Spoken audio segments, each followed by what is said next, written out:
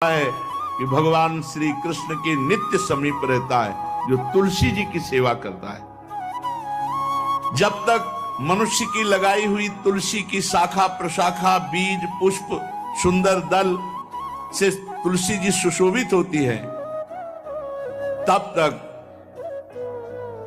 हजारों कल्पों में श्री हरिधाम में रहते हुए उसका कभी पुण्य नष्ट नहीं होता। जैसे एक दिन तो 1000 कल्प, 2 दिन 2000 कल्प वो भगवान के नित्य धाम में महान सुकृत के बल से भगवत धाम में रहेगा, जो तुलसी जी का पक्का मान लीजिए।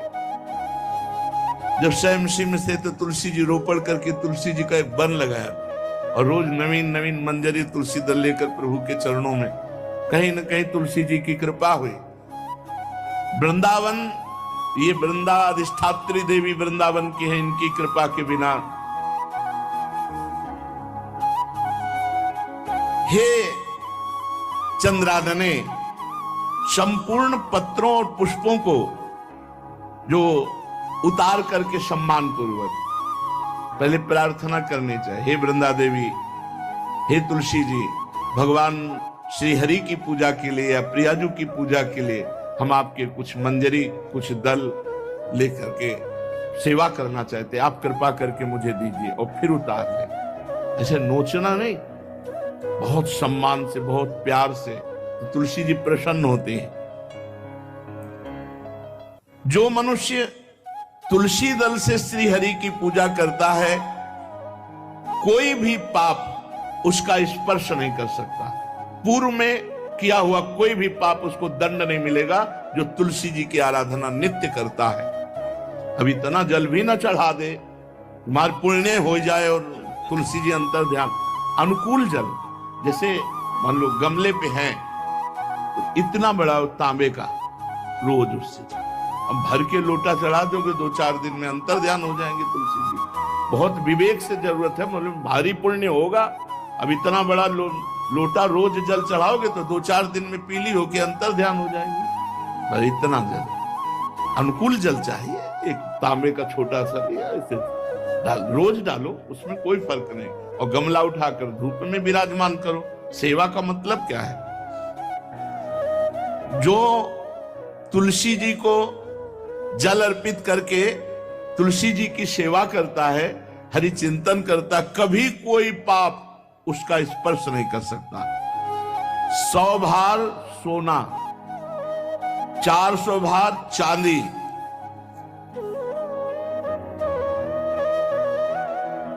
का जो दान करने का फल होता है, वो एक तुलसी दल उतार, जो अपने द्वारा लगाई हुई तुलसी दल, वो हरि के चरणों में।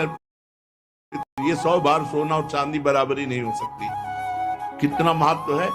जो रोज तुलसी दल चयन कर, द्वादशी को न चयन करे, द्वादशी को मतलब बहुत बड़ा अपराध लगता है तुलसी दल का, इस मतलब तुलसी के वृक्ष का भी स्पर्श न करे। प्रणाम नमस्कार दूर से, एक भी दल नहीं टूटना चाहिए। द्वादशी को ऐसा हमने महापुरुषों से सुना है कि मंजरी और पत्र उतारना ये ठीक नहीं, बिल्कुल नहीं ठीक है। ब्रह्म हत्या का फल लगता है, अगर जो पाप लगता है अगर कोई द्वादशी को तुलसी चयन, बहुत सावधानी से।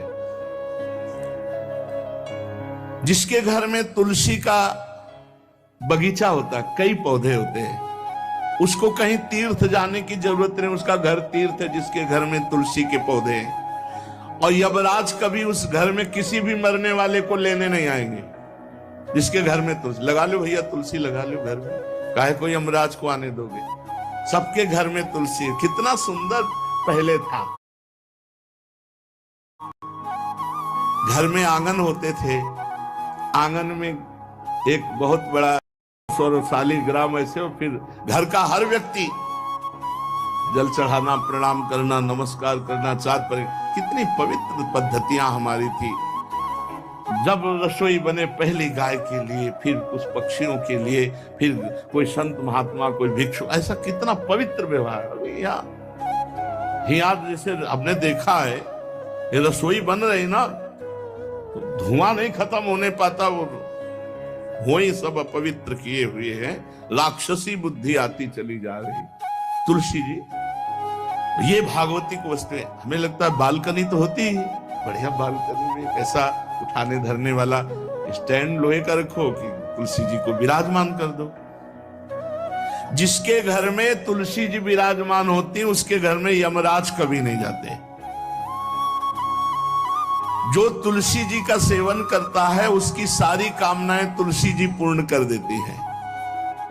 तुलसी जी को लगाना, तुलसी जी का पालन करना, तुलसी जी को सिंचन करना, तुलसी जी का दर्शन करना, तुलसी जी का स्पर्श करना, मनुष्य के द्वारा जो मन, वाणी और शरीर से पाप हो गए सबको तुलसी महारानी क्षमा कर देती है, दग्ध कर देती है। पुष्कर आदि तीर्थ, गंगा आदि परम पावन नदियां, ये सब जो स्नान आदि अवगाहन आदि करने का फल देते हैं, वो केवल तुलसी जी घर में विराजमान है उसको फल मिल जाएगा। कितने बढ़िया। जो तुलसी जी की नवीन मंजरी प्रभु के चरणों में अर्पित करके प्रणाम करता है, वो चाहे कितना भी अपराध किए हो, वो कभी यमपुरी को नहीं देखेगा, कभी यमराज के पास नहीं जाएगा। जो मनुष्य तुलसी काष्ठ का घिसा हुआ चंदन लगाता है, उसके सारे संचित भस्म हो जाते हैं, और क्रियमाण जो वर्तमान वो कभी उसको बांध नहीं सकते। तुलसी जी का काष्ठ का घिसा हुआ चंदन, जिसके घर में तुलसी की छाया होती है वहां पितरों को अपने आप कल्याण प्राप्त हो जाता है। जो श्राद्ध करने से लाभ मिलता है पितरों को, घर में तुलसी लगा के जो तुलसी की छाया बड़ा वृक्ष, पितरों को तृप्ति मिलती है। चतुर्भुज ब्रह्मा जी सारंग धनवा श्री हरि के महामहिम स्वरूप की अनुभूति करने के लिए भी कहा है कि तुलसी जी का महान महात्म्य, अगर तुलसी जी का सेवन करे तो भगवान श्री हरि की महिमा को जान जाएगा।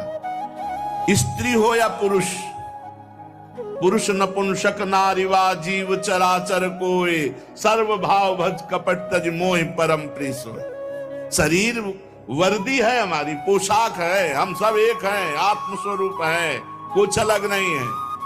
शरीर केवल पांच भौतिक है तो सबका पांच भौतिक है, उसमें चिन्ह है स्त्री पुरुष के, बस इसके लिए भगवान की आराधना निषेध थोड़ी है। जो स्त्री या पुरुष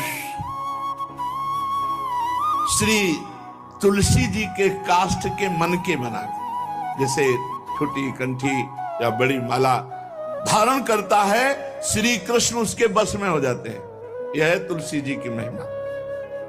परम सुहाग श्री कृष्ण मिल जाते हैं, और कौन सी भी हमें उपलब्धि चाहिए।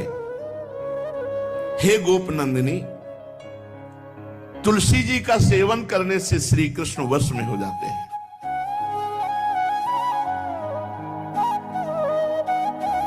जो तुलसी की काउंटर वाली बात तो स्मृति के लिए भाई है, हम निषेध नहीं करते, नहीं बहुतों के भजन बंद हो जाएंगे, पर हम इतनी महिमा जरूर बता देते हैं कि तुलसी माला से जो नाम जप किया जाता है उससे आध्यात्मिक सिद्धि बहुत जल्दी होती है। गुरुदेव भगवान कहते जो अंगुलियों से रगड़ होती है मन का से, उसमें आध्यात्मिक ऊर्जा शक्ति तुलसी माला से। प्लास्टिक पर भाई करो, निषेध नहीं कह रहे बंद हो जाएगा, वो भी राधा राधा कहना, वो हमें बंद नहीं करना। हम कह रहे तुम जैसे बने वैसे करो, लेकिन माला का बहुत बड़ा प्रभाव है। तुलसी परम पवित्र भगवान श्री हरि की प्रिया, और उनके काष्ठ को जब हम ऐसे नाम के साथ, तो विशेष ऊर्जा शक्ति, आध्यात्मिक शक्ति हमें जागृत होती है। हो सके जिनको ऐसा बन सके तो छोटी एक वो आती है सुमिरनी, उसको रख लो, अपनी जेब में रख लो, उससे करो।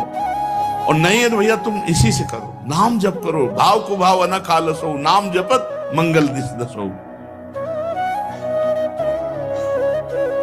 सुंदर सुंदर तुलसी जी के वृक्षों के समीप बैठ करके जो अनुष्ठान किया जाए वो बहुत लाभदायक।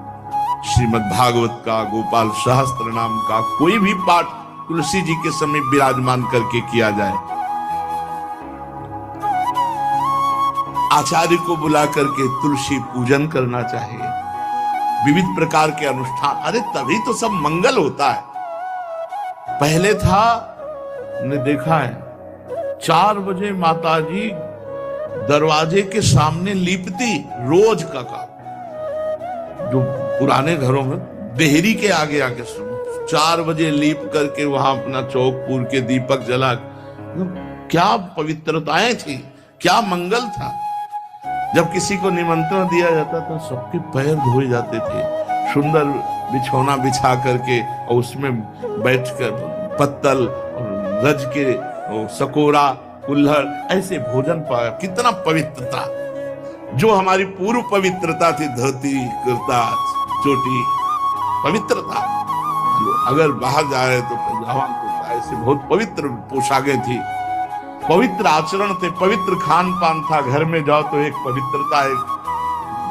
किसी भी घर में ऐसा नहीं था कि देव मूर्ति न विराजमान हो, किसी भी घर में ऐसा नहीं था तुलसी जी विराजमान न हो, 1-2 गाय जरूर होती थी, पवित्रता। अब तो बड़ा विचित्र, ये भारतीय गौएं जो श्वेत रंग की, जो अरुण रंग की, जो सींग वाली है, वो उनका आप दुग्ध देखिए, दूह कर रख दीजिए, स्वर्णिम कांति छाई मिलेगी। ये हमारी भारतीय पद्धति, ये हविष्यान्न, इससे देवताओं का, भगवान का, सबका अभिषेक पूजन होता है। शुद्ध गाय जो हमारी